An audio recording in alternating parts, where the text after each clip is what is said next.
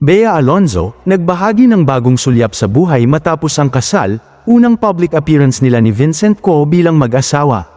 Halos isang buwan matapos ang kanilang tahimik na pagpapakasal, muling napag-usapan si Bea Alonzo matapos niyang ibahagi ang ilang bagong larawan na nagbibigay ng sulyap sa kanyang mga ginagawa at mga simpleng sandali ng kanyang buhay. Sa mga larawang ibinahagi, makikita ang isang serye ng personal at lifestyle moments, kabilang ang isang selfie na may malaking puting orchid sa buhok. Isang eleganteng larawan na nakasuot ng brown top at cardigan, at isang larawan kasama ang kanyang asawa na si Vincent Co.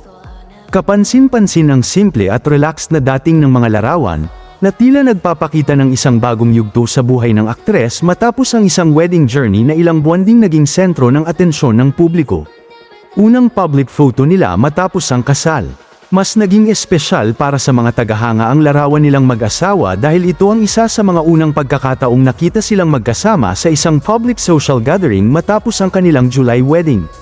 Ngayong ika-11 ng Agosto taong 2026, lumabas ang ulat na dumalo sina Bea at Vincent sa 30th birthday celebration ni Bea Secosana, na malapit na kaibigan at business partner ni Bea.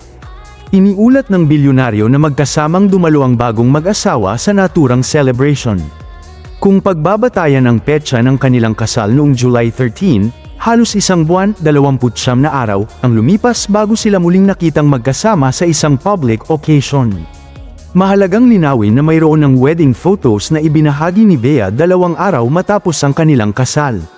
Kaya ang tinutukoy na first public photo ay hindi ang unang larawan nilang magkasama sa kabuuan, kundi ang unang bagong public appearance, photo na lumabas matapos ang kanilang intimate wedding. Simple pero memorable ang kanilang kasal. Noong July 13, ikinasal sina Bea at Vincent sa isang private civil ceremony sa Makati City Hall, na pinangunahan ni Makati Mayor Nancy Binay. 2 lamang ang araw na lumipas bago tuluyang ibahagi ni Bea ang sarili niyang wedding photos. Sa kanyang Instagram, pinili niya ang napakasimpleng caption na, "Home." Makikita sa kanyang wedding carousel ang kanilang wedding rings, isang just married cake at sweet moments ng bagong mag-asawa. Ayon sa mga ulat, kakaunti lamang ang dumalo sa seremonya.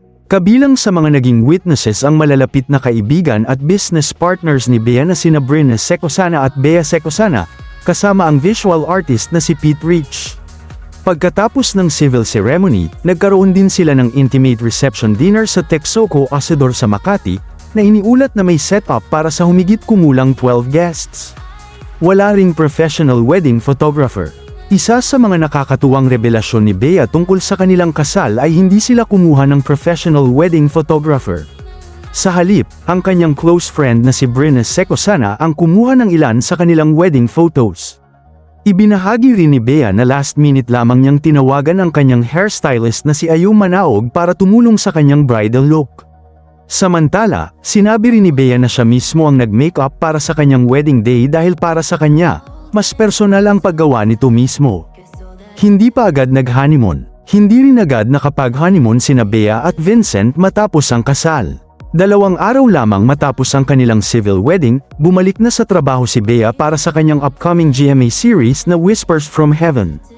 Ayon kay Boy Abunda, sinabi rin ni Vincent na marami pa silang trabaho kaya ipinagpaliban muna ang kanilang paglalakbay bilang bagong mag-asawa. Mula sa cancelled Spain wedding hanggang sa tahimik na I Do, mas naging intriguing ang kanilang kasal dahil nauna nang napabalita ang isang malaking wedding sa Spain na hindi natuloy noong May. Nagkaroon din ng maraming espekulasyon tungkol sa umano'y problema sa prenuptial agreement. Ngunit matapos ang kanilang civil wedding, mismong legal counsel ni Bea na si Attorney Joey V. Garcia ang naglinaw na walang dispute, hesitation o unresolved issue tungkol sa prenup. Ayon sa abogado, malaya at kusang loob na pinirmahan ni Bea at Vincent ang kanilang agreement bago ang kasal. May bagong ulat naman ang Daily Tribune ngayong ika-11 ng Agosto na naglahad ng sinasabing detalye mula sa mga taong in the know tungkol sa isang clause na umano'y naging dahilan ng pagkaantala ng naunang kasal. Hindi ito dapat ituring na kumpirmadong katotohanan, lalo na't taliwas ito sa naunang opisyal na paglilinaw ng abogado ni Bea tungkol sa prenup. Come at home. Mas nagiging makahulugan ngayon ang mga dating pahayag ni Bea tungkol sa kanyang personal life. Noong 2025, sinabi niya na nakaramdam siya ng peace at calm sa kanyang personal life matapos ang halos 25 taon ng pagtatrabaho sa showbiz. Nang tanungin kung may kinalaman dito ang kanyang special someone, simple ang sagot niya, yes, 100%. Sinabi rin niyang dumating si Vincent sa panahong handa na siya. At ngayon, matapos ang lahat ng naging usap-usapan, isang salita lamang ang pinili ni Bea para ilarawan ang kanyang wedding. Home. At halos isang buwan matapos nilang tahimik na sabihin ang kanilang I do, tila unti-unti nang nakikita ng publiko ang bagong chapter ng buhay ni Bea, mas pribado, mas simple, ngunit puno ng mga sandaling tila gusto niyang siya mismo ang pumili kung kailan at paano ibabahagi.